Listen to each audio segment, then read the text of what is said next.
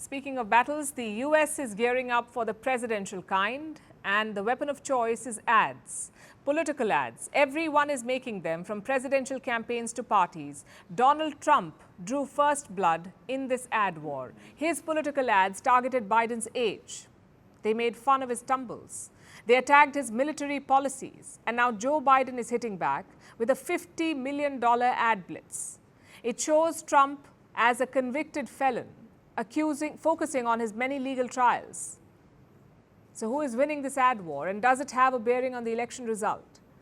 Well, political ads have always played a crucial role in American elections, especially in swaying the swing voters, which explains the amount of money they're spending. This year's ad bills could be around $16 billion in all. Our next report has more. The ad starts with a little girl. She's holding a daisy. She's plucking the petals off it. But soon there's a countdown. 5, 4, 3, 2, the countdown to a nuclear explosion. The world ends, and then comes a plate.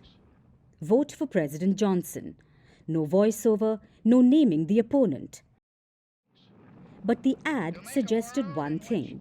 Johnson's opponent, Goldwater, could lead the country to nuclear war. And it worked. Johnson became president in 1964, and this advertisement changed the way political ads worked in America. It's been 60 years since then. We're in 2024. America is facing another presidential election, Joe Biden versus Donald Trump, and political ads are more important than ever. Both the candidates know that, which explains Biden's new advertising blitz. In the courtroom, we see Donald Trump for who he is. He's been convicted of 34 felonies, found liable for sexual assault, and he committed financial fraud. Meanwhile, Joe Biden's been working, lowering healthcare costs and making big corporations pay their fair share. This election is between a convicted criminal who's only out for himself and a president who's fighting for your family. I'm Joe Biden, and I approve this message. Character matters. That's what it's called. The 30-second ad highlights Trump's many legal woes. It shows him in the courtroom. It talks about the multiple cases against him. The message is quite simple. It's that Donald Trump is a convicted felon. Now, this is new for Joe Biden. It's his most aggressive campaigning against Trump and his criminal status. But it looks like Joe Biden had no other choice. He and Trump are tied in the latest poll. Both received 49% support. That puts the onus on the undecided voters, those who haven't decided who they'll vote for. Polls suggest Trump's conviction could play a huge role among the undecided voters. 21% say it's likely to make them not vote for Trump. 43% believe the verdict will only help Biden.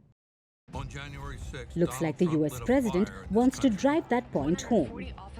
And he's spending a lot of money on it. This new ad is part of a $50 million advertising onslaught. It will focus on the swing states. Those are the states that can either vote Democratic or Republican. The new ads will target Black, Hispanic, and Asian American voters. There is nothing more sacred than our democracy, but Donald Trump's ready to burn it all down. I'm Joe Biden, and I approve this message. But it's not like Biden is the only one spending on ads. So is Donald Trump. Carry yourself with dignity and pride. Demand the best from yourself and be totally unafraid to challenge entrenched. He released this ad in February. He calls himself an outsider. He even asks his supporters to embrace being one.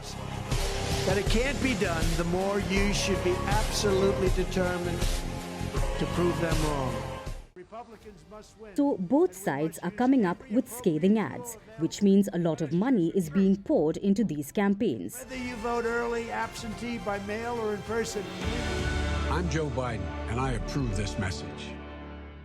This year, nearly $16 billion will be spent on advertising.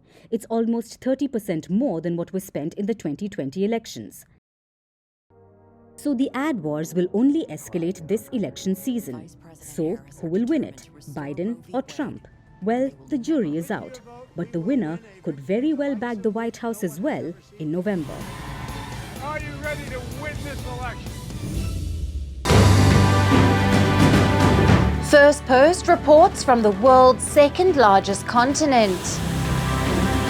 Hello, I'm Alison Lagrange. A very warm welcome from Durban, South Africa.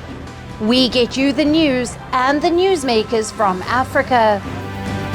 From elections, to climate change, to innovations and opportunities. As the world's attention shifts, we report from Africa, the heart of the global South. Join me every weekday live on Firstpost.